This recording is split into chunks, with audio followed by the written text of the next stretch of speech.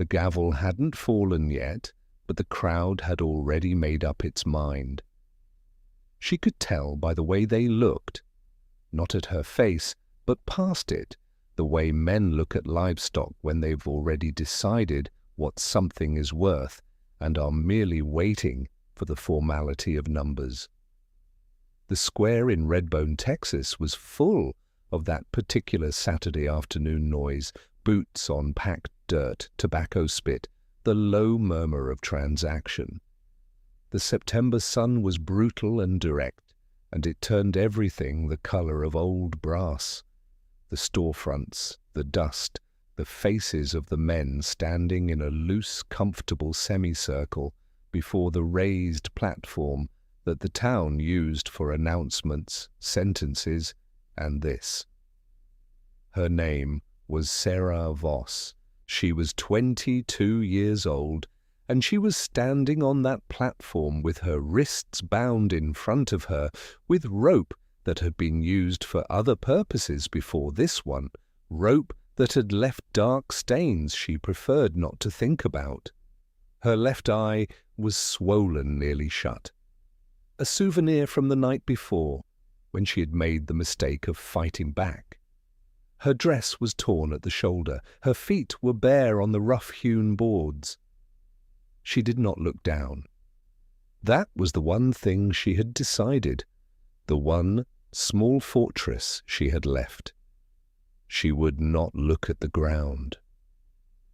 If they were going to do this, they were going to have to do it while she was looking straight at them. She fixed her gaze at the middle distance, past the crowd, past the storefronts, to the flat brown line of the horizon where Redbone ended and the world continued without caring about any of this. The man running the proceedings was named Draper. He owned the largest of the 3 saloons and had the permanent expression of a man who found everything mildly amusing. He stood to the side of the platform with a ledger and a gavel, and the relaxed authority of someone who had done this before and expected to do it again. Debt collection, he had called it, when he'd had her dragged before the crowd. Legal and binding under territorial contract. He had produced a paper, she had seen it briefly waving in his thick hand, that claimed her late father had borrowed money from Draper's associate, a shadow figure named Column, who nobody in this crowd appeared to have met but everyone appeared to believe in. The debt, Draper said, had transferred. The collateral was her. It was not legal. It was not binding. It was the frontier in the year of our Lord 1879, and legal and binding were whatever a man with enough friends and a loud enough voice said they were. She had tried to explain this. That was when someone had hit her. Now Draper was warming up the crowd the way an auctioneer warms a room. Jokes, familiarity, the ritual loosening of men's better instincts. And the crowd was responding the way crowds always do when they've been given permission to be their worst selves by a man with a gavel and a ledger. She could hear numbers being called already, casual and low, the way men test the water before committing to a swim. She thought about her father. She thought about the house he had built north of town, the one she had been taken from 2 nights ago by 3 men with a document and no patience for her questions. She thought about the way the world had a habit of pulling the floor out from under people who had already lost everything once and built something new on the wreckage and then pulling it out again just to be thorough. She did not think about being saved. She had given up that particular story a long time ago, which was why when the voice came from the back of the crowd, it took her a full 4 seconds to understand what she was hearing. "I know that woman." It was not loud. That was the first thing. In a crowd making the particular noise that crowd was making, a loud voice would have been lost immediately, absorbed and dismissed. This voice was quiet, calm with the unhurried certainty of a man who has learned that real authority does not need volume. But it had a quality that cut through the noise the way a straight edge cuts through rough cloth. Clean, precise, impossible to ignore. The crowd shifted, not parting exactly, but rearranging itself the way water rearranges around something solid that has entered it. She could not see him yet through her swollen eye and the press of bodies, but she heard him. I said, I know that woman. Draper's gavel paused in the air. The crowd moved, and she saw him, tall, angular, trail-dusty from a long ride, with a brown canvas duster and a hat pulled low over a face that was all clean plains and stillness. Not handsome in any conventional way, but the kind of face that made you keep looking because something in it refused to perform. He was maybe 35. He stood at the back of the crowd with his thumbs hooked in his belt and his eyes on the platform, and he was looking at her with the particular expression of a person trying to communicate something across a distance without words. She looked back at him. She had no idea who he was, not a flicker, not a single memory or recognition.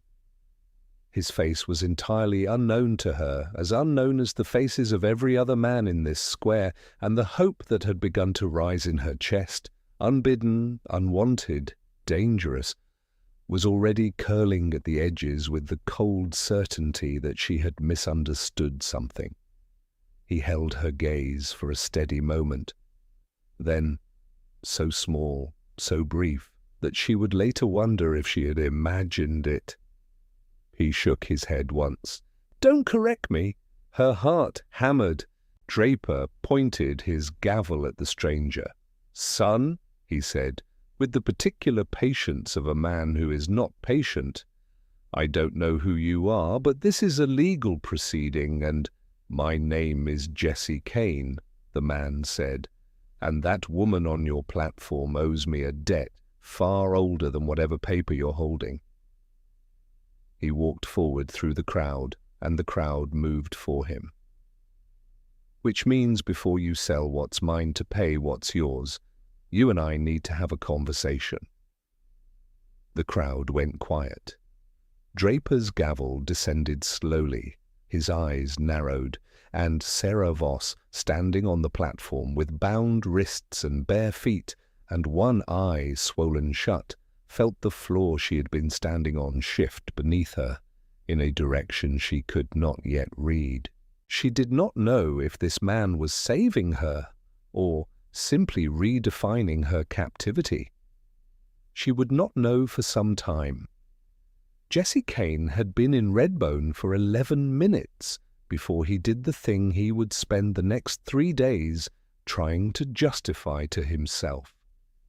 He had ridden in from the north, following a job that had ended 2 counties back with a signed receipt and a handshake, and he had needed water, a meal, and a fresh shoe on his roan's left rear hoof. He had needed none of what he found in the town square. He had, in fact, been looking the other direction, toward the livery, when some instinct of the kind that had kept him alive through a dozen situations that should have killed him turned his head and showed him the platform and the crowd and the woman standing on it with her chin up and her hands bound and blood-dried at the corner of her mouth. He had stopped walking. He did not know her. That part was simple truth. He had never seen her face before. He knew no one in Redbone. What he knew was the shape of the thing happening in that square. He had seen it before in other territories, under other names, with other ledgers and other gavels. And he knew that once the gavel fell, undoing it required either a great deal of money he did not have or a great deal of violence he preferred to avoid in daylight. So he had made a decision. Not a good one, necessarily. Just the only one he could find in the 11 seconds he had before the bidding moved past casual suggestion into formal transaction. He had spoken her name, not her real name. He didn't know her real name. He had said that woman and built everything else around the implication, and the crowd had done what crowds do, filled in the blank with what they wanted to believe. Now he was standing in front of Draper's desk, a table dragged out from the saloon, papers spread across it. And Draper was looking at him with the expression of a man weighing opportunity against inconvenience. "Explain yourself," Draper said. Jesse kept his voice even. "Her father borrowed from your associate." "I understand that. What I'm telling you is that the same man borrowed from me 3 years prior, and the collateral he offered was his daughter's service as a cook and housekeeper for 2 years on my property north of Amarillo." He pulled a folded paper from inside his duster and set it on the table. "Which means the debt she carries is already pledged." Draper unfolded the paper. He studied it. Jesse watched his face and kept his own face calm. The paper was real. It was a work contract, legitimately written, for a young woman named Elsa Morgan to work on a ranch outside Amarillo.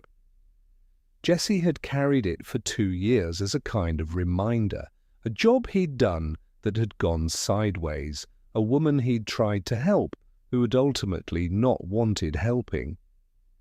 He had never thrown it away. He was not sure why. He was sure now the name was wrong. The dates were close enough to be ambiguous. The signature at the bottom was his own, which was the only part that was unambiguously true. Draper read it carefully. He was not a stupid man. Jesse had identified that quickly. And the look he gave Jesse when he set the paper down was the look of a man who smells something off but can't quite locate the source. "This says Elsa Morgan," Draper said. "Her mother's name," Jesse said without hesitation. "She went by both." He met Draper's eyes and held them steadily. "Check the dates. The debt to your associate is dated 8 months ago. Mine is dated 37 months ago. Prior claim." Draper looked at the paper again. Behind Jesse, the crowd had not dispersed. They were waiting, with the particular patience of people who had been promised a spectacle and were reluctant to go home without one. Jesse could feel them at his back the way you feel a fire, not dangerous yet, but capable. From the platform he was aware of the woman watching him. He had not looked at her directly since he'd approached the table. He could not afford the look, not because he was indifferent to what she was thinking, but because he already knew what she was thinking, and he needed to concentrate. A boy appeared at Draper's elbow, young, maybe 15, with a runner's look. And Draper bent and said something low to him, and the boy went quickly toward the largest saloon. Jesse watched him go, fetching someone, likely the shadow figure Column or Column's representative. He had perhaps 5 minutes. He turned slowly and looked at the platform, looked at her.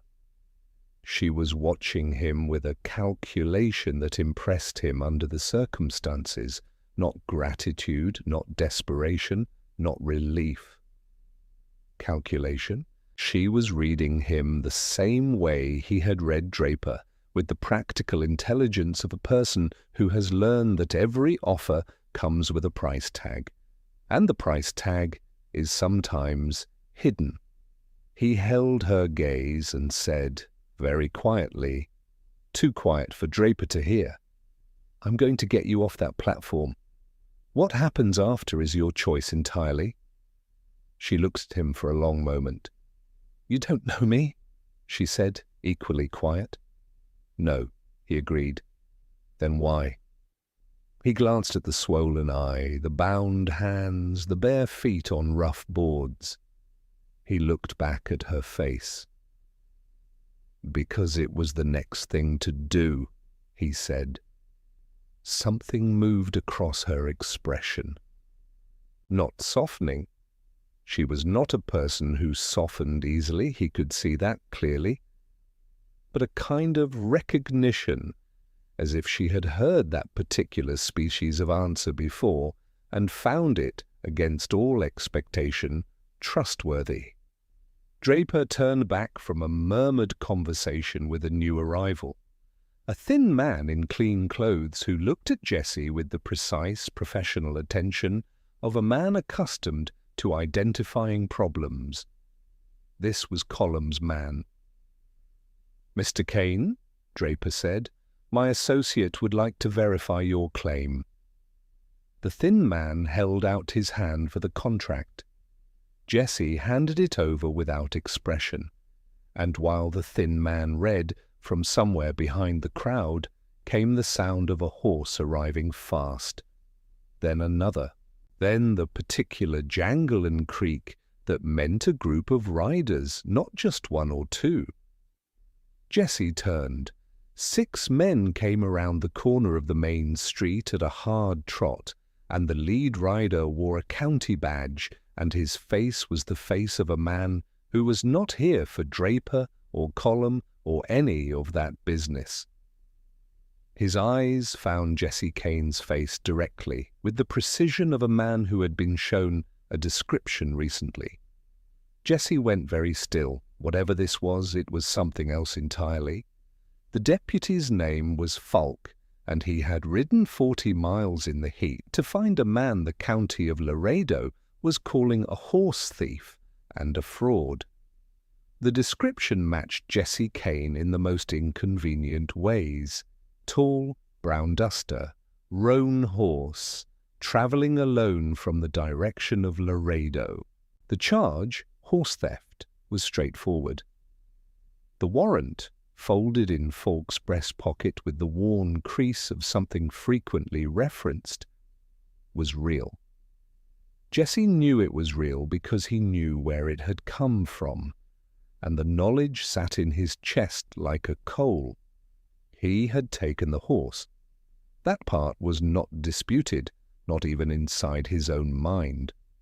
He had taken the horse from a man in Laredo named Birch, and he had done it deliberately, and he had not paid for it, and by the letter of the law of Laredo County, he was guilty of what the warrant said he was guilty of. The part the warrant did not mention was why. Birch had been in the process of running down a 14-year-old boy on foot across open desert, the boy being Birch's own contracted hand, fleeing a situation that went well beyond the range of contracted work. Jessie had watched it for 3 minutes from a distance, and then he had stopped watching and started doing, and the most efficient thing available to him had been Birch's horse, tied outside the saloon. He had left the boy at the nearest farmhouse, and he had ridden, and Birch had filed the warrant by sundown. None of this would help him in Redbone, Texas, on a Saturday afternoon, with 6 riders and a badge and Draper watching from behind his table, with the new and comfortable expression of a man whose problem has just been solved for him. "Jessie Kane," Falk said, pulling his horse up at the edge of the crowd. The crowd, sensing something better than an auction, had rearranged itself efficiently. "Laredo County warrant for horse theft and criminal fraud. You'll come with us." Jessie kept his hands visible. He had learned this. Visible, open, below the shoulder. years ago from a man who had also learned it too late. "Deputy," he said, "I am in the middle of a legal dispute that has prior claim on my presence. I'll come with you when it's resolved." "You'll come now," Falk said. "The warrant doesn't supersede a civil—" "I don't much care about superseding," Falk said. He had the comfortable bluntness of a man who doesn't need to be right as long as he's armed and outnumbered. He looked at the riders flanking him, 4 deputies, 2 townmen, and looked back at Jessie. "Hands up, Mr. Kane." From the platform, Sarah watched. She had been watching since the riders appeared, reading the situation with the methodical attention that had become her primary survival skill. She had read Draper right. The moment the deputies appeared, he had sat back in his chair with the air of a man who no longer needed to manage something. She had read Column's thin man right. He had folded the contract and put it in his own pocket, which meant he was going to examine it at leisure and find its flaws at leisure, and that particular avenue was closing. She looked at Jesse Kane, hands raised now, deputies moving through the crowd toward him, and she understood with the cold clarity that follows extended shock that this man had walked into Redbone, made himself a target on her behalf with a borrowed story and a fraudulent contract, and was now about to be arrested for something else entirely. She looked at the rope on her wrists. She looked at the man, Draper's man, standing at the corner of the platform. He was watching the deputies, not watching her. She looked at the platform's edge. Then she looked at Draper's table, 6 feet from the base of the platform, and on it, amid the papers and the ledger and the gavel, a short-bladed letter knife that Draper used to open correspondence. She made no visible decision. There was no pause, no gathering. She simply moved off the platform in one step, landing on bare feet with a jar that sent pain up through the wound on her mouth where the swelling pulled. And she walked directly to the table and picked up the letter knife and turned to face the crowd. Everything stopped. "That woman is not collateral," she said. Her voice came out steadier than she expected. The swollen eye and the bound hands and the bare feet were all true, but her voice came from somewhere below all of that, somewhere that had not yet been touched. "My father's signature on your paper is fraudulent, Mr. Draper, and you know it because you watched it being signed by a man who was not my father." "I know this because I was there, 2 rooms away, and I know my father's signature because I watched him practice it for 30 years. She held the letter knife at the rope and began sawing. "If you want to stand in front of a territorial judge and explain the provenance of that document, I will stand there with you. I will stand there with great enthusiasm." The rope gave. She lowered her wrists. The crowd was very quiet. Falk looked at her, then at Draper, then at the situation, which had acquired the complicated geometry of something that had started as one thing and become 3 things. "Deputy," she said, and now she turned to Falk directly. "The man you have a warrant for walked into this town 11 minutes ago and attempted, illegally, yes, and for that I will not speak, to prevent an illegal proceeding against a free woman. Whatever he owes Laredo County can collect it through proper process." She looked at Jesse, hands still raised, deputies close on both sides now. She looked at him for a long beat. but you will not take him from this square until someone in this town with legal authority looks at that document on that table and tells me it is valid." She held Falk's gaze without moving. Falk looked at Draper. Draper looked at the crowd. The crowd looked at the document on the table and at the woman standing barefoot in the dirt with cut rope at her feet, and at Jesse Kane with his hands in the air, and at each other, and the particular arithmetic of public opinion shifted the way it always shifts when a narrative changes shape in the open air. A voice from the crowd, "Let's see the paper, Draper." Another, "Ain't heard of this column. Where's his office?" Falk cleared his throat. He looked at Jesse.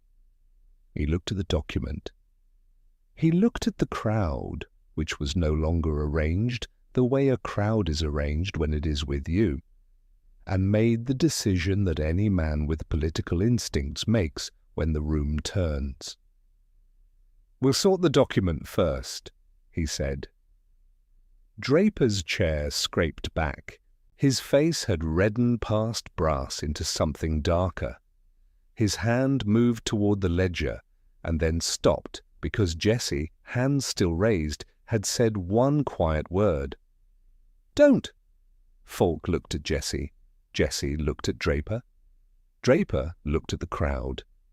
And in the silence that followed, the thin man who had worked for Column stood up from where he had been sitting at the table's edge and walked away without a word, quietly, quickly, with the professional lack of investment of a man cutting a loss. And the crowd watched him go, and everyone in the square understood simultaneously that the architecture of this particular situation had just lost its foundation.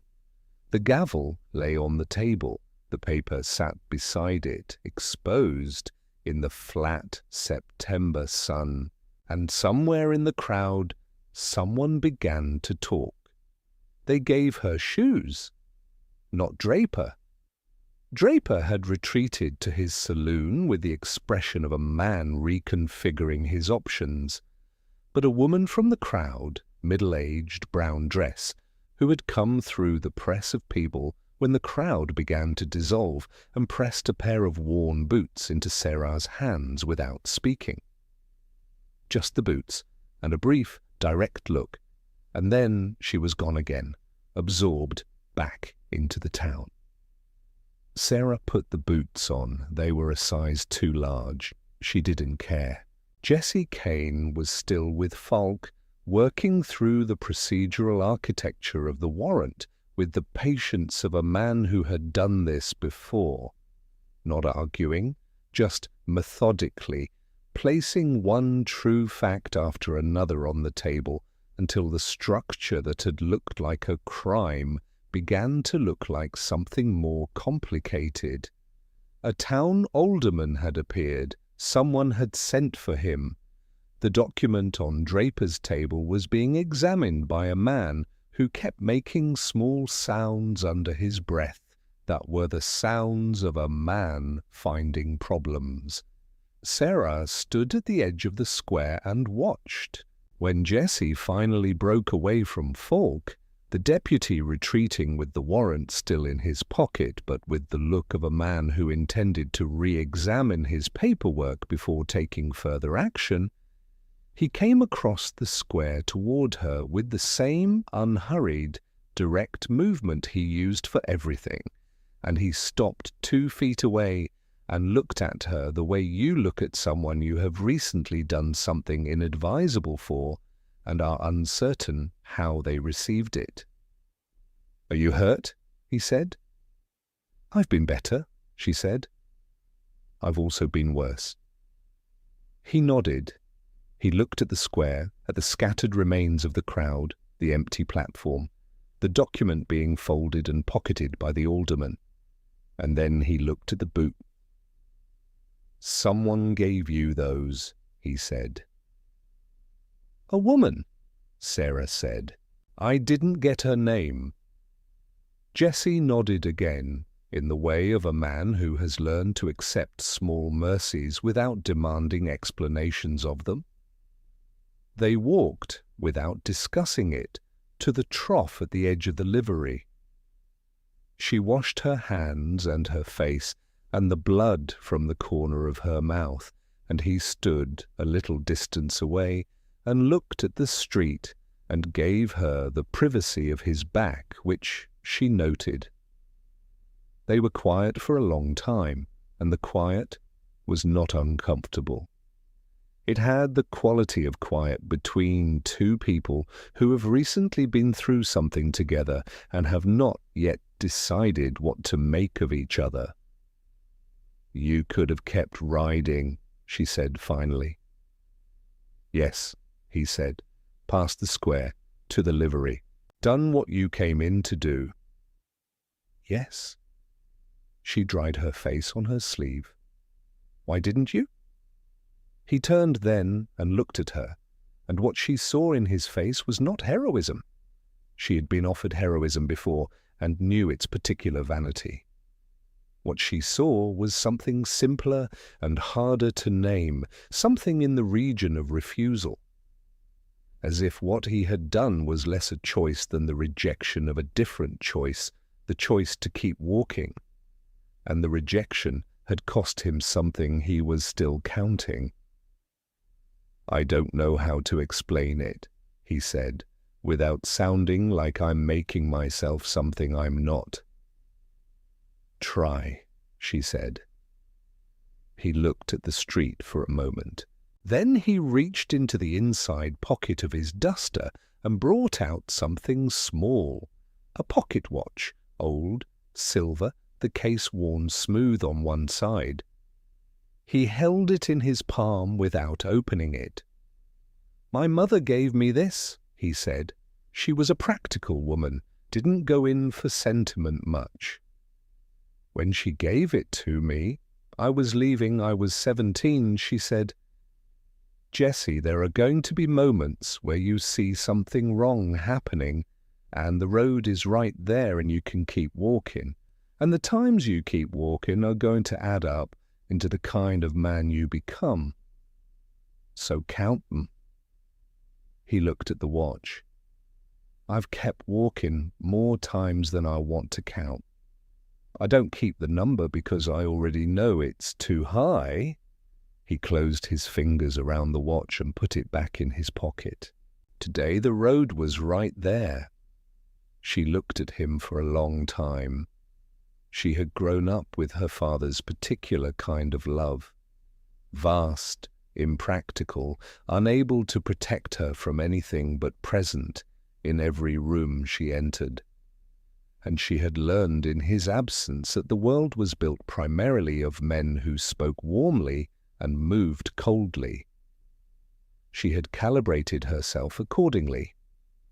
She had filed away trust in a box she kept high on a shelf, accessible only in emergencies, and she had made a philosophy out of needing no one, which was a philosophy that worked until the floor dropped out.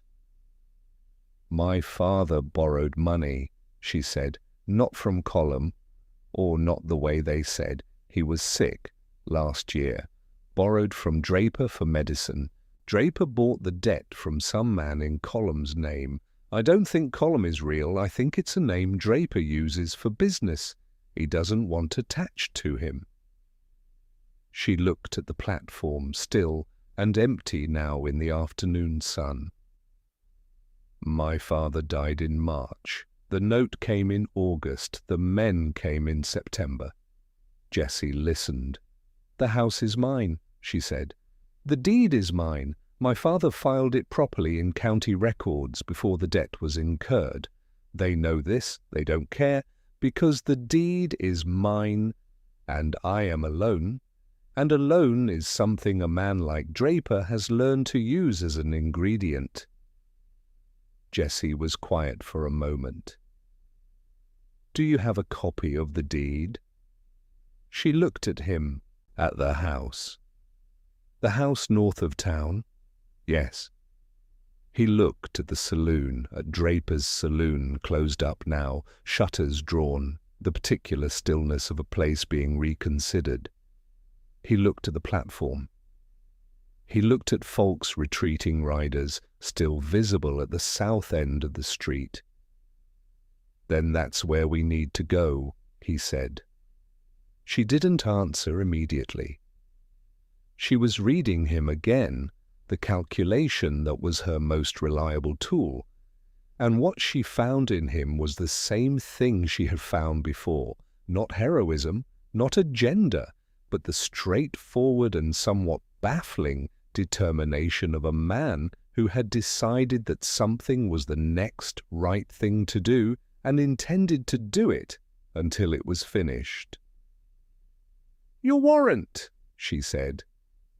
"Birch's horse is in Laredo," Jessie said. "I left it at the farmhouse. I have a receipt. It'll take Falk time to sort it." He looked at her. "We have time."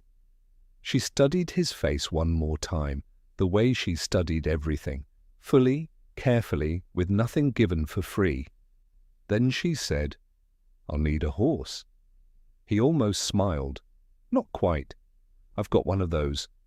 They turned and walked toward the livery, and behind them the square was empty in the afternoon light, the platform bare, the gavel gone from the table, and the particular sound of Redbone, Texas, settling back into its ordinary Saturday afternoon, as if none of it had happened, as if the morning was already becoming a story rather than a fact, moved around them like water, around two people wading somewhere with a purpose.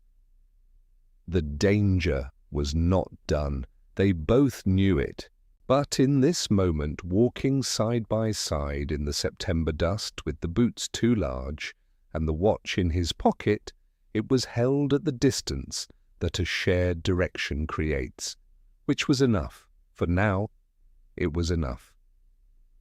The deed was where she said it was. She had buried it, literally, in a tin box under the floorboard of the back room, a precaution her father had taken a year ago with the particular foresight of a man who had lived long enough to know that paper was only safe underground or in the hands of someone stronger than the people who wanted it. They rode the 6 miles from Redbone in the long slant of late afternoon light, and she went into the house without ceremony, while Jessie held the horses outside, and she came out 4 minutes later with the tin box under her arm, and the expression of a person who has found something they had been afraid might be gone. She opened it. Inside, the deed, the original survey, a copy of her father's will, also filed, also dated, and a letter in her father's handwriting, brief and unlawyerly, that laid out the full circumstances of the loan from Draper, including the date, the amount, and the exact nature of the transaction. Jessie read it in the failing light. "Your father knew," he said. "He knew Draper might try something," she said.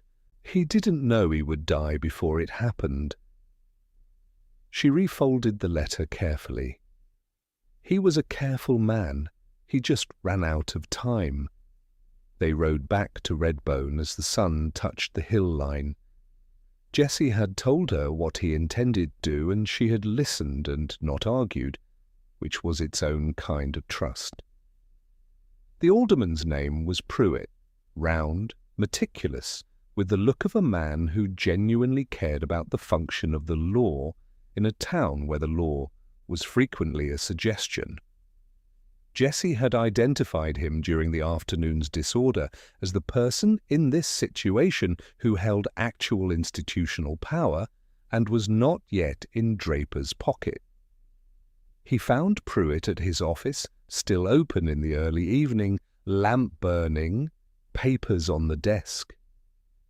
He laid everything out, not dramatically, without performance, The way you lay out evidence when you trust the evidence to do the work. Sarah set the deed on the table. The letter, the original survey, the dates, the clear documented sequence of her father's loan, his death, the fabricated transfer, and the morning's events. Pruitt read everything. He was quiet for a long time after. He was the kind of quiet that was not evasion, but reckoning, the sound of a man who has known, in some inarticulate way, that things in his town were not entirely what they should be, and is finally being asked to do something about it. "The contract Draper used," Pruitt said finally. "The column document." "I'd like to know where it came from," Sarah said. "And I'd like to know whose signature is on it." Pruitt looked at it. He had retrieved it from the alderman who'd been examining it during the afternoon's chaos, and it sat now beside the deed. One document real, one document a performance. "That's not a notary seal," Pruitt said, pointing to the lower left corner of Draper's paper. "That's an imitation of one. Poorly done." Silence. "Mr. Pruitt," Jessie said, "is there a circuit judge due in this county?" 3 weeks, Pruitt said.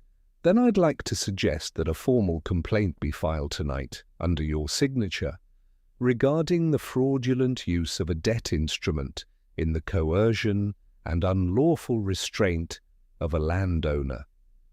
And I'd like to suggest that Draper's saloon be padlocked until the circuit judge arrives." He paused. "And I'd like to suggest that the woman who owns the deed on file be allowed to return to her house tonight without interference." Pruitt looked at the deed. He looked at Sarah. He looked at Jessie. "Who are you exactly?" he said. "A man passing through," Jessie said, "with opinions." Pruitt almost smiled. He reached for his pen. Draper's saloon was padlocked before 10 o'clock. 2 of Falk's deputies, revisiting the situation with the revised information that Pruitt had placed before them formally, stood watch at the door with the slightly relieved expression of men who had been given permission to do the thing they had been uncomfortable not doing. Falk himself had ridden back toward Laredo, not abandoning the warrant, but recalibrating, having received from Jessie a detailed accounting of the Birch situation and the promise of a signed witness statement from the farmhouse family who had received the boy. It was not resolved exactly, but it was the shape of something resolving. Column, if column existed, never materialized. The thin man who had worked for him was not found in Redbone. He had taken his horse and the direction of not here, which was its own kind of testimony. Sarah spent that night in her own house. She sat at her father's table. The one he had built, rough-hewn and solid, from timber he had cut himself the summer before she was born. And she sat with the deed in front of her, and the lamp burning and the silence of the house around her. Not the silence of absence, though that was in it too. A different silence. The silence of something that had almost been lost and had not been, and was still learning to believe it was still there. Jessie had declined the offer of the second room. He had camped on the north side of the property, the way a man camps who knows he is a guest and intends to behave like one, and when she brought coffee out to him at dawn, early, before the sun was fully up, the sky that particular tender grey, he was already awake and sitting against his saddle with the watch in his hand. She set the coffee down beside him and sat on a rock a little distance away. They watched the sunrise come over the flat land. "What will you do now?" he said. She considered it honestly. File everything Pruitt needs, attend the circuit court, keep the house. She looked at the land, the brown, flat reach of it, ordinary and hers. Plant something, maybe. My father always meant to plant an orchard. He kept delaying. A pause. I think I've been delaying things too. He nodded. And you? She said. Laredo, he said. Sort the warrant, give the statement. He turned the watch in his hands. I've got a job offer in New Mexico that I've been ignoring for 6 weeks. Probably time to stop ignoring it. She looked at him. Oh, it's a strange thing, she said. What you did. I know. You could have kept riding. You said that already. I know, she said. I'm still working out what it means.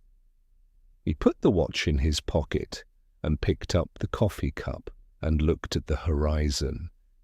And she looked at him, and neither of them said anything more because nothing more needed to be said, and the silence between them had earned its comfort. He rode out an hour later. She stood at the edge of the property and watched him go down the north road, the brown duster, the roan horse, the long, unhurried gait of a man who has resolved something and is moving toward the next thing.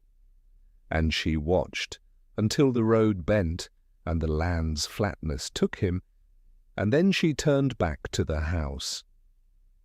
3 weeks later, at the circuit court hearing, Draper entered a settlement rather than a defense. The fraudulent column document was entered into record. The deed was confirmed. The house was confirmed. The morning in the square became an official footnote in the court log of Redbone, Texas. Brief, bloodless, administrative. As if it had been a small thing. It had not been a small thing. Pruitt, who proved over time to be exactly what he appeared to be, kept his office and his lamp and his meticulous attention, and the town of Redbone became, incrementally, a town where the law meant something slightly closer to what it was supposed to mean. Not entirely, not perfectly, but incrementally. The woman who gave Sarah the boots was named Ruth Alcott, and she was not related to the Alcott from the previous tale.